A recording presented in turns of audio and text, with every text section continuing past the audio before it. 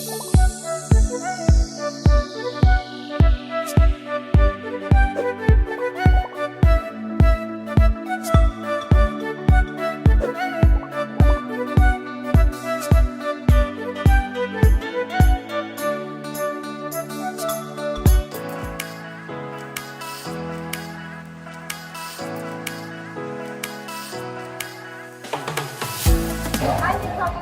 a good day today and it's a Makeroom day today. So we're going to do a shopping here at Makeroom for my client. I'm so excited. Let's go.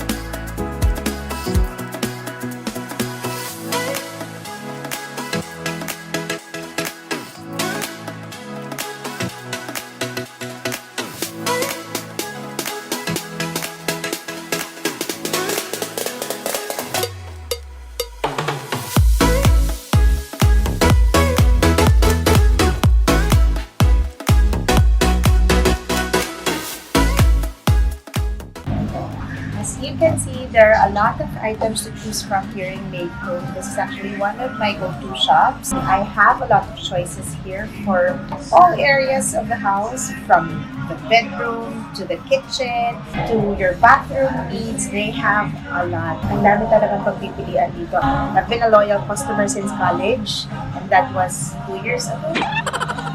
Chika.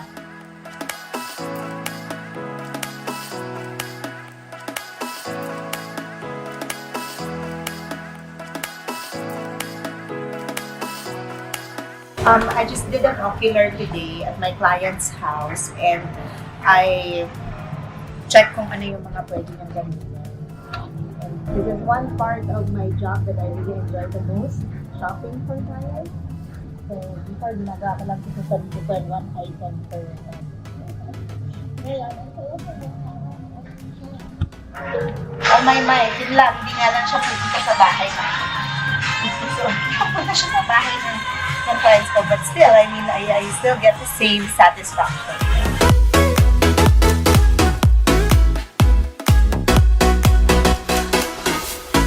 I'll show you some of my makeup favorites. So, here, you'll see you'll have different options for turntable. There's something like this, where there's a handle. So, perfect for your condiments kasi diba, if dito mo store yung condiments mo, you want to put it on the dining table, so you can use the handle to lift it up and put it on the table.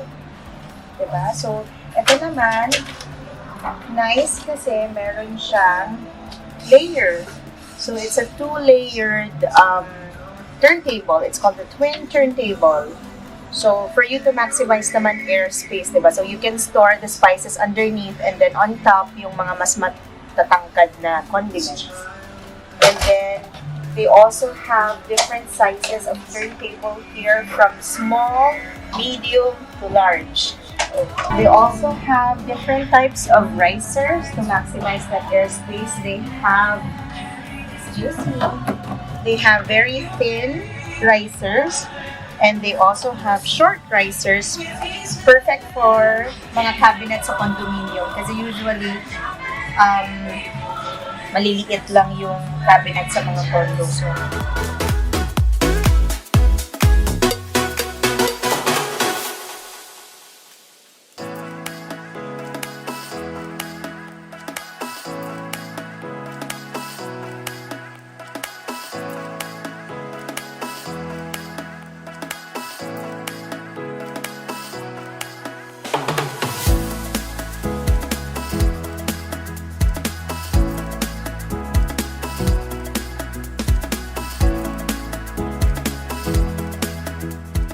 this is what I used when I was still a nursing mom.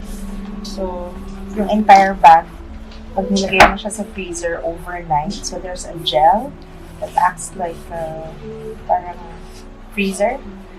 So, kapag nagpapump ako ng milk on the go, so this is perfect kasi it keeps the milk cold for a specific period of time. So, hindi na susuko.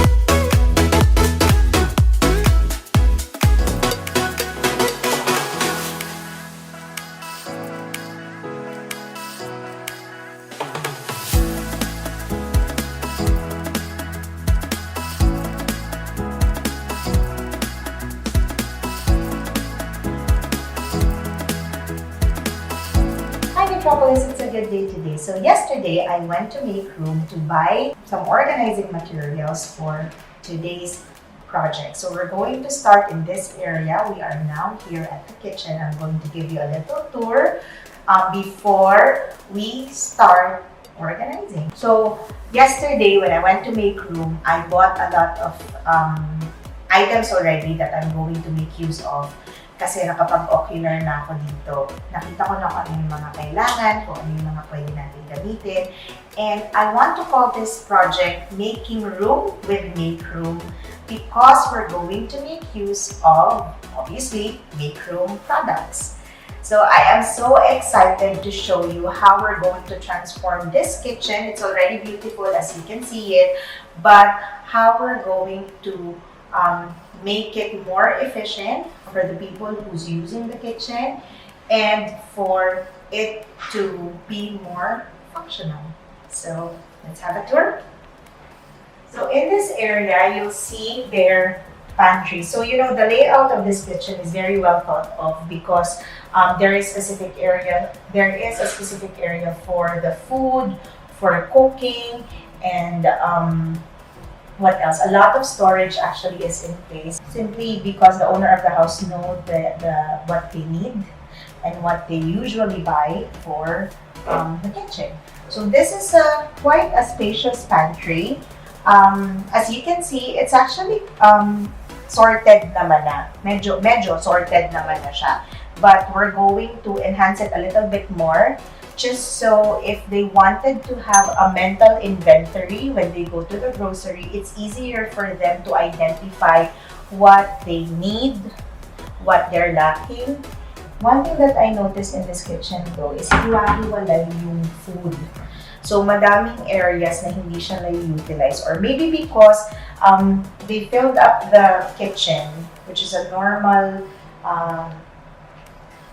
thing that we do, diba? Parang we move into a house and then yung mga areas kung saan pa siya maluwag, doon na natin nilalagay yung mga add-ons na dadating doon sa bahay. So ang nangyayari is nagkakaroon ka ng areas wherein naghihiwa-hiwalay yung mga like items, yung magkakapareho.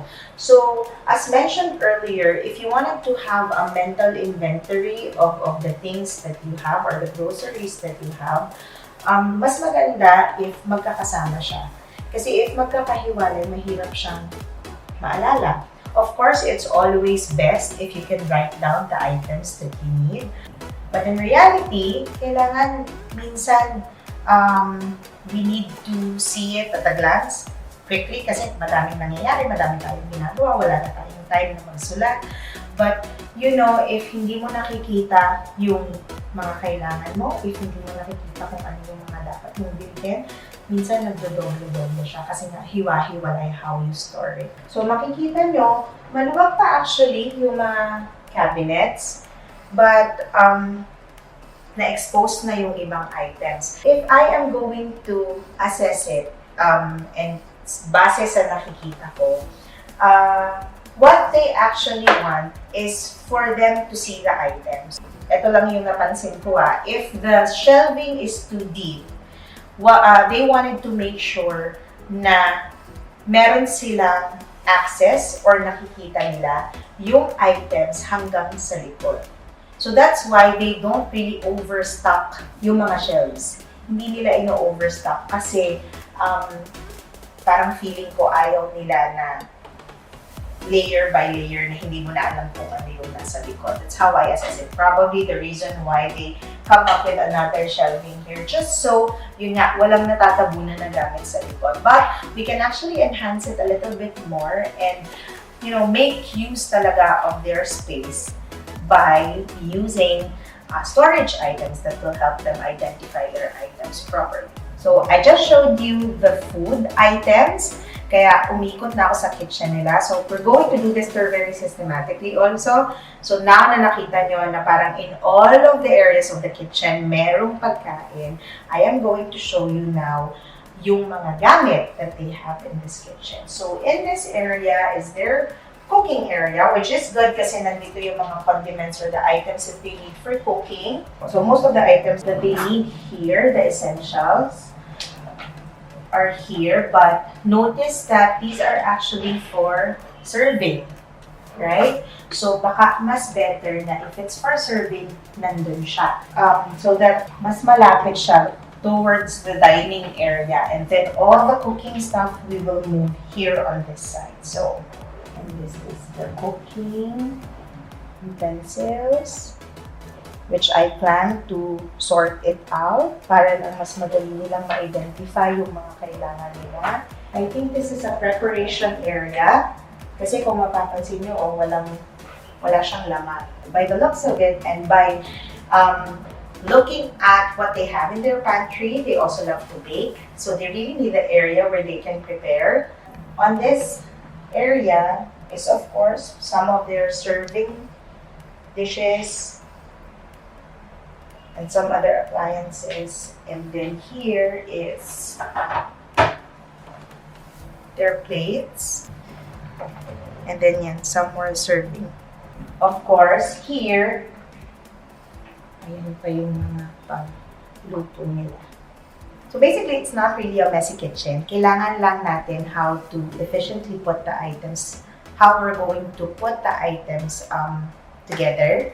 Just so when they move around the kitchen, there's an efficient flow, diba? Para hindi sila ikot ng ikot. Kasi if you're going to look at how they lay out yung mga items inside the drawers, parang ang daming effort na nangyayari on a daily basis kasi hiwa-hiwala yung mga gamit. That's what we'll try to resolve today para mas makita ninyo how to properly organize your kitchen.